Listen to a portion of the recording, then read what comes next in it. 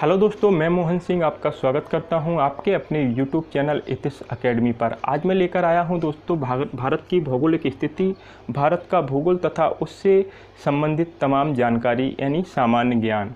दोस्तों, किसी भी देश की भौगोलिक स्थिति को समझने के लिए हमें विश्व के मानचित्र की आवश्यकता होती है, यानी एक ग्लोब की आवश्यकता होती है।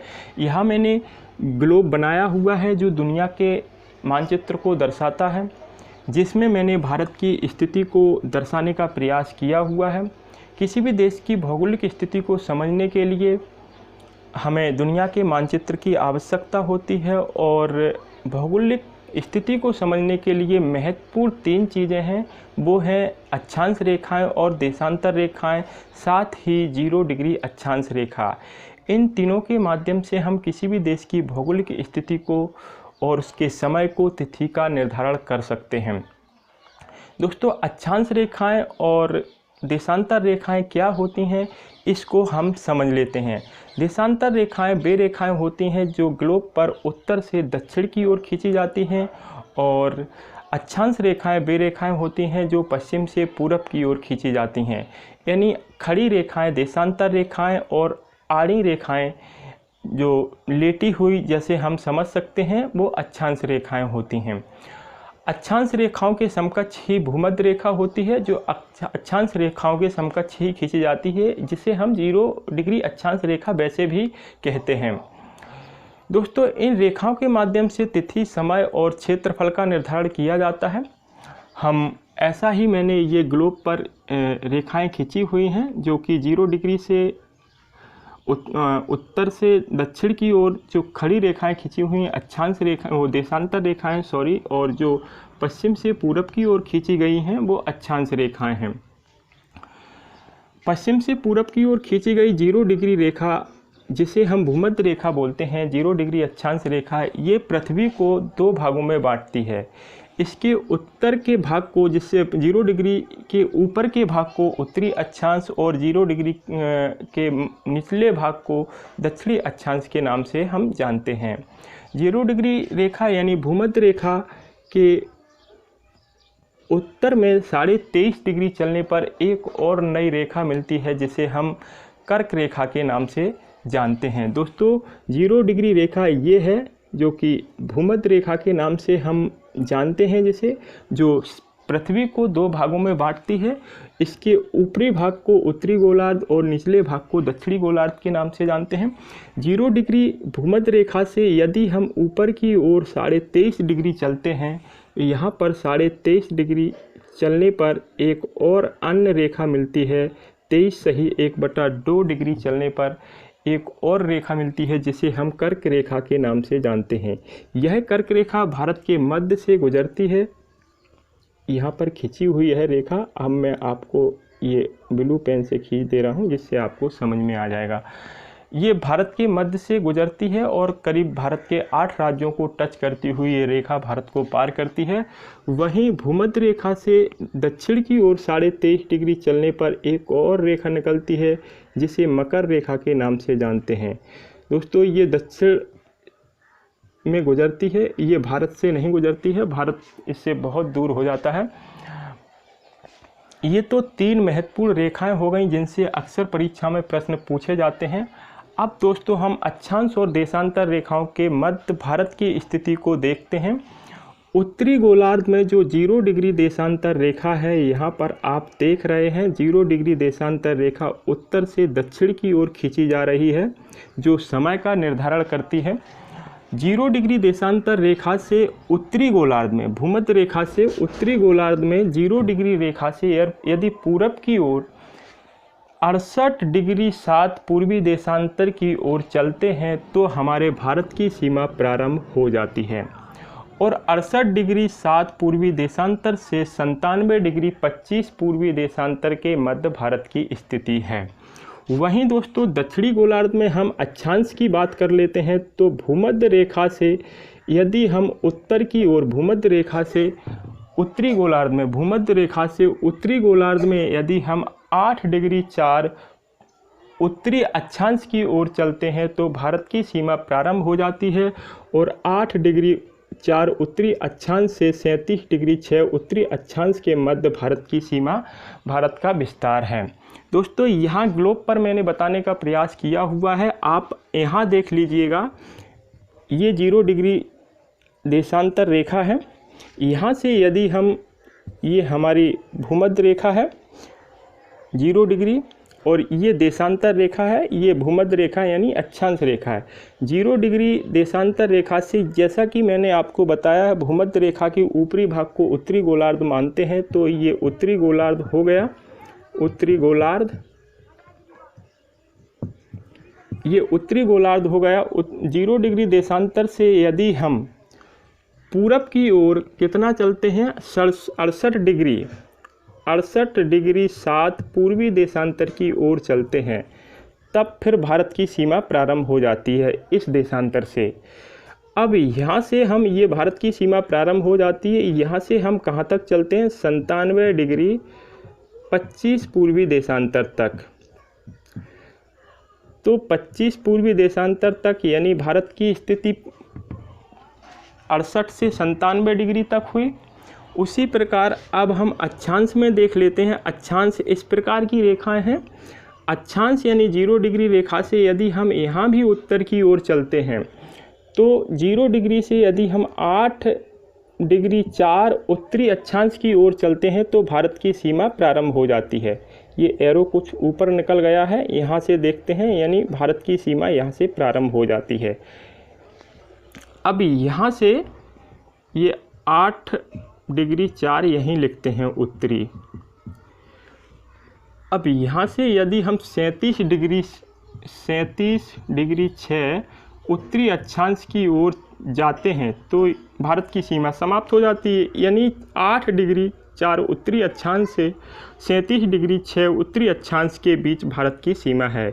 ये अक्षांश की हो गई, और ये अक्षांश की सीमा हो गई, ये देशांतर की सीमा हो गई। इस प्रकार इस स्थिति में हमारा भारत विस्तृत है। ये हमारे भारत का विस्तार है। उम्मीद करता हूँ कि आपको ये समझ में आया होगा।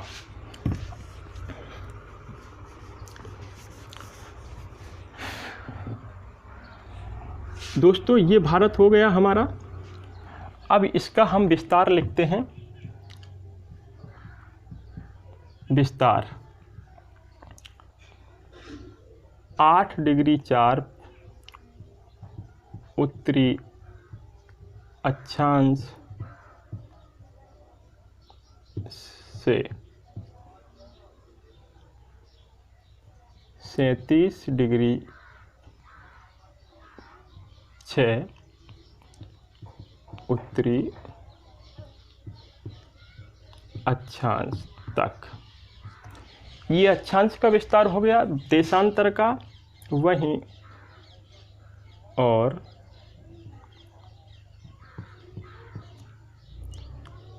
अड़सठ डिग्री 7 पूर्वी देशांतर से 97 डिग्री 25 पूर्वी देशांतर तक। ये दोस्तों भारत का विस्तार है, वास्तविक विस्तार है। इससे कई बार प्रश्न परीक्षा में पूछे जाते हैं। यहाँ दोस्तों एक और इम्पोर्टेंट पॉइंट है, जो कि 82.5 पूर्वी देशांतर है। 82 डिग्री 82.5 डिग्री पूर्वी देशांतर की ओर जब हम चलते हैं, तो भारत की मानक समय रेखा का निर्धारण किया जाता है। ये भारत के कुछ 5 राज्यों से होकर गुजरती है। इससे भारत के समय का निर्धारण होता है। वहाँ आपको सही नहीं दिख रहा होगा, मैं यहाँ पे आपको बता दूँगा। ये 82.5 डिग्री जब हम पूर्वी देशांतर की ओर चलते हैं, तो हमें हमारे जो भारत की मानक समय रेखा है वो हमें मिल जाती है। दोस्तों ये तो ग्लोब से संबंधित बात थी। अब मैं अपनी भारत की वास्तविक भूमि पर आता हूं, और यहाँ पर देखते हैं भारत की सीमा अंतर्राष्ट्रीय, कितनी अंतर्राष्ट्रीय देशों से सीमा साझा करता है हमारा भारत, और इसकी प्रायद्वीपीय भारत की स्थिति क्या है, तटीय भारत की स्थिति क्या है, स्थलीय भारत की स्थिति क्या है, ये हम देखेंगे। दोस्तों भारत की स्थिति, भौगोलिक स्थिति चतुष्कोणीय है। इस वजह से इसके 4 बिंदु हैं जिन्हें सीमांत प्रदेशों के नाम से भी जाना जाता है। ये यहाँ जम्मू कश्मीर है, ये जम्मू कश्मीर, और यहाँ अपना तमिल है, तमिल। ये अरुणाचल प्रदेश है, अरुणाचल। और दोस्तों ये पश्चिम में गुजरात पड़ता है। गुजरात मैंने शॉर्ट में लिखा हुआ है, सिर्फ सीमांत प्रदेशों के नाम ही लिखे हुए हैं, क्योंकि इतना बड़ा मैप नहीं बना हुआ है जो उसमें सभी स्टेटों को लिख दिया जाए। ये 4 सीमांत प्रदेश हैं। ये 4 सीमांत प्रदेशों से प्रश्न बनते हैं कभी कभी। और ये हमारा अंडमान निकोबार द्वीप समूह है जो कि भारत का है पूर्णतः। ये लक्षद्वीप भी है, भारत का है। पहला सीमांत प्रदेश जम्मू कश्मीर में पड़ता है, जिसको हम इंदिरा पॉइंट के नाम से जानते हैं। Indira point, Indira call, sorry point नीचे है, इंदिरा कॉल। जम्मू कश्मीर में पड़ता है। इसके इम्पोर्टेंट टॉपिक 4 हैं, पॉइंट जो हैं वो मैं लिख रहा हूँ। ये सीमांत प्रदेश है पहला। दूसरा पड़ता है सॉरी ये तो मुख्य भूमिका है, कन्याकुमारी यहाँ पड़ता है। यहाँ लोग कंफ्यूज हो जाते हैं, मैं भी कंफ्यूज हो रहा हूँ। कन्याकुमारी ये मुख्य भूमिका लास्ट बिंदु है, लेकिन ये जम्मू कश्मीर का जो सीमांत बिंदु है उसके समकक्ष जो बिंदु है वो अंडमान निकोबार द्वीप समूह में पड़ता है। ये ग्रेट निकोबार द्वीप समूह में पड़ता है। यहाँ पर, यहाँ मैं लिखते रहा हूँ Indira call, Indira point, Indira point, ये इंदिरा पॉइंट है। यहाँ से प्रश्न अवश्य परीक्षा में पूछे जाते हैं। जम्मू कश्मीर में इंदिरा कॉल सीमांत प्रदेश है, और ये बिंदु है, सीमांत बिंदु है जम्मू कश्मीर, जो कि उत्तर का है, और दक्षिण का इंदिरा पॉइंट है जो कि अंडमान निकोबार द्वीप समूह के ग्रेट निकोबार द्वीप पर पड़ता है। ग्रेट निकोबार द्वीप पर पड़ता है ये इंदिरा पॉइंट। यहाँ कन्फ्यूजन वाली बात ये होती है कि जम्मू कश्मीर का जो पॉइंट है उसी के हिसाब से हम यहाँ पर समझ लेते हैं कि अब तमिलनाडु के पास जो कन्याकुमारी है वो कन्याकुमारी हमारे भारत का दक्षिणतम बिंदु है, लेकिन ऐसा नहीं है। वो मुख्य भूमिका बिंदु कन्याकुमारी है, पर इसका जो जम्मू कश्मीर के समकक्ष जो बिंदु है वो इंदिरा पॉइंट ग्रेट निकोबार द्वीप समूह पर है।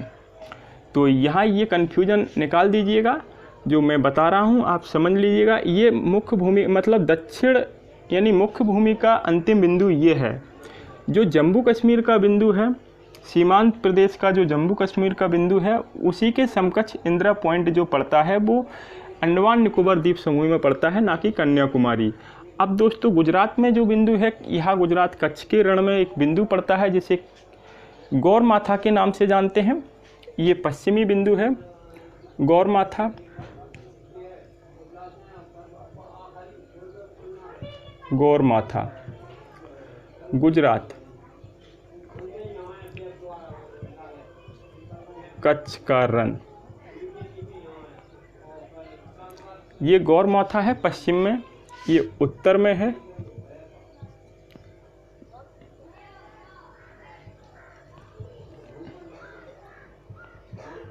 उत्तरी बिंदु, और ये गौरमाथा पश्चिमी बिंदु।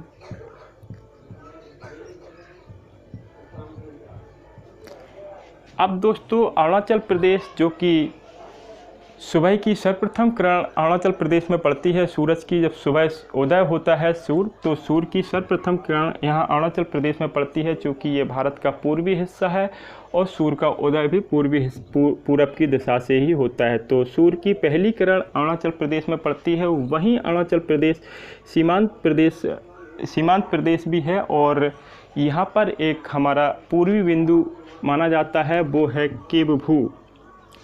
ये गुजरात का यहाँ पर हो गया, केवभू यहाँ पर हो गया, इंदिरा पॉइंट यहाँ पर हो गया, केवभू।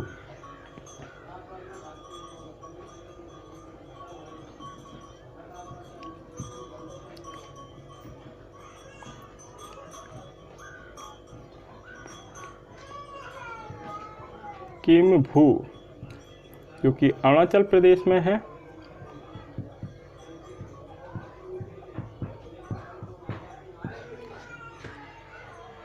यहाँ ये इंदिरा पॉइंट छूटा हुआ है, इसको भी लिख दे रहा हूँ, ग्रेट निकोबार द्वीप में।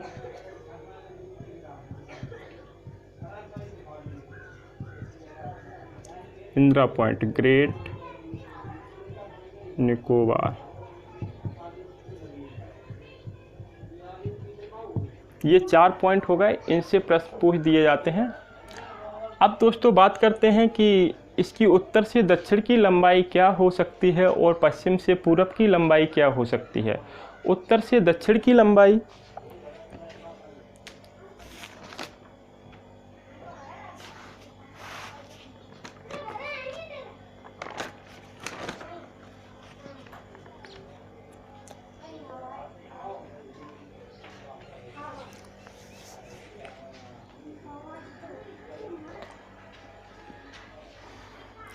इसकी उत्तर से दक्षिण की लंबाई दोस्तों ये इस प्रकार की इसकी लंबाई उत्तर से दक्षिण की होगी। तो ये 3214 किलोमीटर है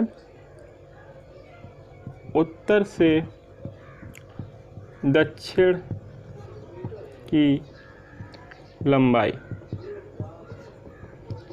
3214 किलोमीटर। ये भी एक पॉइंट है। और पश्चिम से पूरब की लंबाई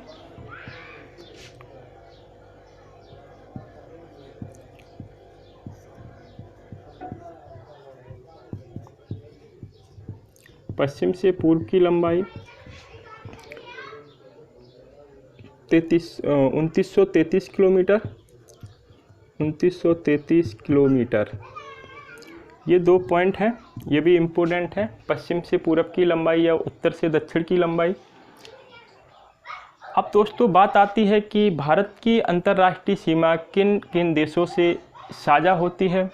तो ये 7 देश हैं और 7 देशों में हमारा म्यांमार, बांग्लादेश, म्यांमार, भूटान, चीन, नेपाल, अफ़गानिस्तान, पाकिस्तान 7 देशों से सीमा साझा करता है। तो आप मैप में देखेंगे तो आपको भी क्लियर हो जाएगा। ये इसका जो इम्पोर्टेंट पॉइंट है वो मैं आपको बता दे रहा हूँ। भारत और पाकिस्तान के मध्य एक लाइन खींची गई है स्वतंत्रता के समय। उस लाइन से भी प्रश्न बनते हैं। अफ़गानिस्तान और पाकिस्तान के मध्य और भारत के मध्य भी एक लाइन खींची हुई है जो सीमा लाइन है। चीन और भारत के मध्य भी खींची गई लाइन है। ये 4 लाइनें हैं। उन लाइनों के विषय में मैं आपको बताता हूँ। अफ़गानिस्तान और भारत के मध्य सन 1814 में डूरंड महोदय द्वारा एक लाइन खींची गई थी जिसका नाम भी डूरंड रेखा के नाम से रखा गया था। डूरंड रेखा 1814 ईस्वी में। यह काफ़ी समय तक भारत और अफ़गानिस्तान के मध्य सीमा रही, भारत और अफ़गानिस्तान के मध्य की सीमा रही, लेकिन बाद में इसे अब अफ़गानिस्तान और पाकिस्तान के मध्य माना जाने लगा है। इसके बाद भारत और पाकिस्तान के मध्य भी एक रेखा है जिसे हम रेड क्लिफ रेखा के नाम से जानते हैं। ये सन 1947 ईस्वी को 15 अगस्त 1947 ईस्वी को खींची गई रेखा है। सॉरी, इसका समय गलत हो गया, 1897 है, 1896 है। इसका ये समय गलत हो गया, 1896 है इसका।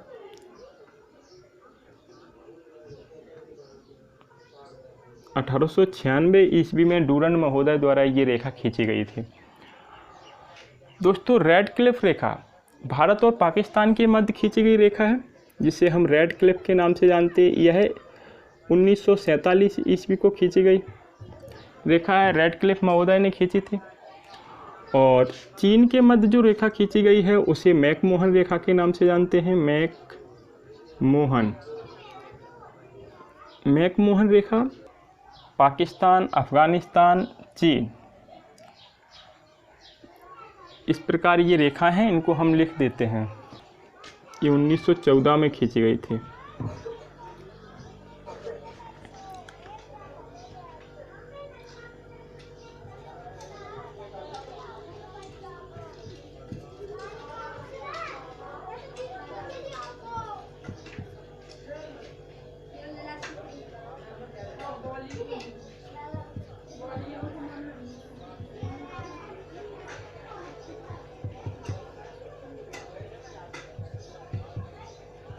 डूरंड रेखा पाकिस्तान और अफगानिस्तान के मध्य 1896 ईस्वी।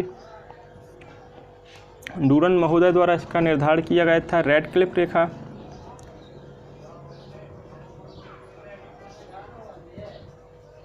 रेडक्लिफ रेखा 1947 और ये भारत प्लस पाकिस्तान के मध्य है।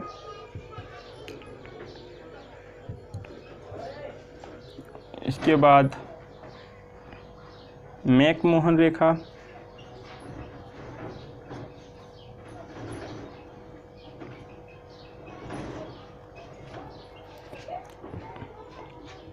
उन्नीस 1914 को शिमला में इसका निर्धारण किया गया था।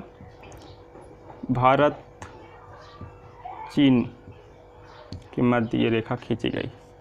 इस प्रकार ये 3 रेखाएं हैं। दोस्तों इसके क्षेत्रफल की बात कर लेते हैं। इसका स्थलीय क्षेत्र इस प्रकार से, ये स्थलीय क्षेत्र जो किसी न किसी राज्य से आपस में जुड़ा हुआ है या देश से जुड़ा हुआ है। स्थलीय सीमा, भारत की स्थलीय सीमा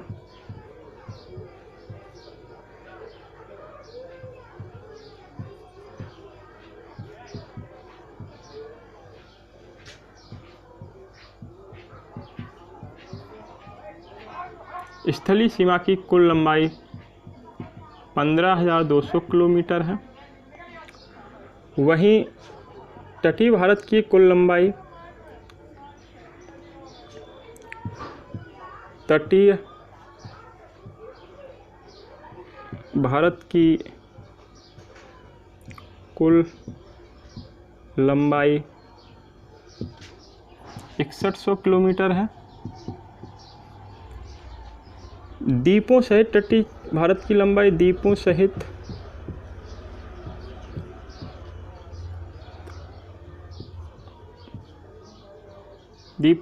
तटीय लंबाई 7516.16 किलोमीटर। ये दोस्तों ये लंबाई है, ये भी इम्पोर्टेंट है। द्वीपों सहित यानी ये द्वीप भी उसमें आ जाते हैं, अंडमान निकोबार और लक्षद्वीप। तटीय के साथ साथ द्वीप भी आ जाते हैं। ये स्थलीय है ऊपर की, जो कि 15,200 किलोमीटर है। तटीय भारत की कुल लंबाई 6100 किलोमीटर है, जो कि प्रायद्वीपीय भारत है। त्रिभुजाकार, तीनों ओर से समुद्र से घिरा हुआ है।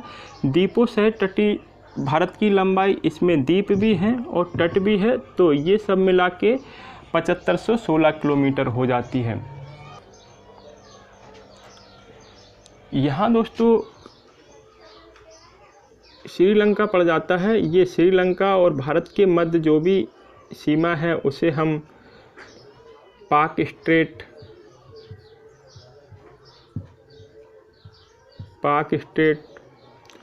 और यहाँ पर जो ये थोड़ा झुका हुआ है एरिया, इसे मन्नार की खाड़ी के नाम से जानते हैं। मन्नार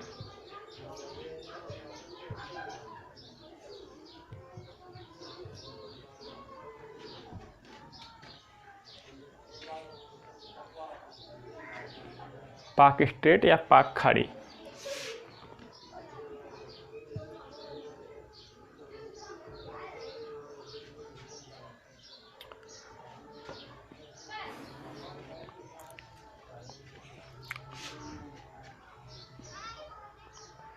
सर्वप्रथम कन्याकुमारी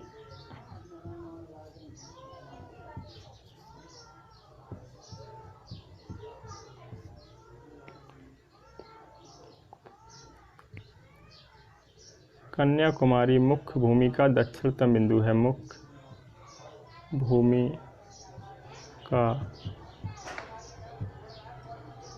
दक्षिणतम बिंदु कन्याकुमारी है। यहाँ दोस्तों तटीय राज्यों की संख्या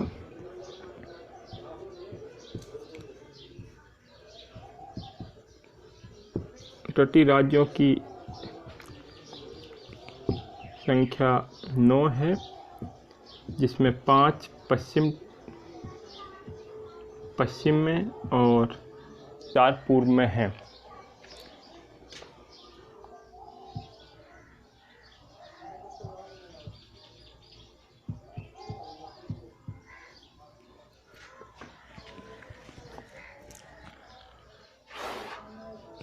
दोस्तों यहाँ मैंने 82 सही 1/2 डिग्री जो देशांतर रेखा बताई हुई थी उसको यहाँ लिखते हैं 82 डिग्री 1/2, 82 सही 1/2 डिग्री पूर्वी देशांतर।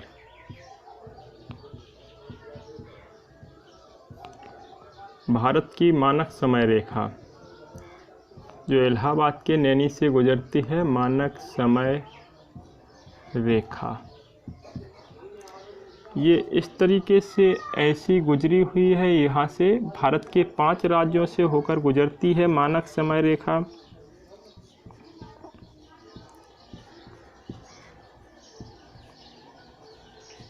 भारत के 5 राज्यों से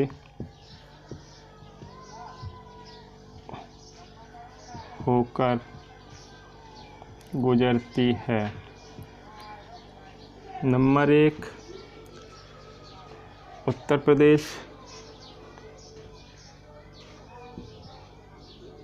मध्य प्रदेश, छत्तीसगढ़, उड़ीसा,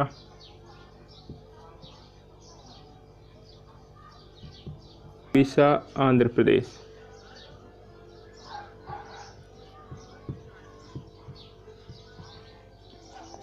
ये 5 राज्यों से मानक समय रेखा होकर गुजरती है। तो दोस्तों ये था बेसिक जानकारी भारत के भौगोलिक स्थिति के विषय में। आपको कैसा लगा वीडियो कमेंट करके अवश्य बताएं। यदि वीडियो आपको पसंद आता है, आपके लिए हेल्पफुल लगता है, तो आप इसे लाइक और सब्सक्राइब कर सकते हैं, दोस्तों को शेयर कर सकते हैं। तो चलते हैं दोस्तों, फिर मिलेंगे अगले वीडियो में। नमस्कार।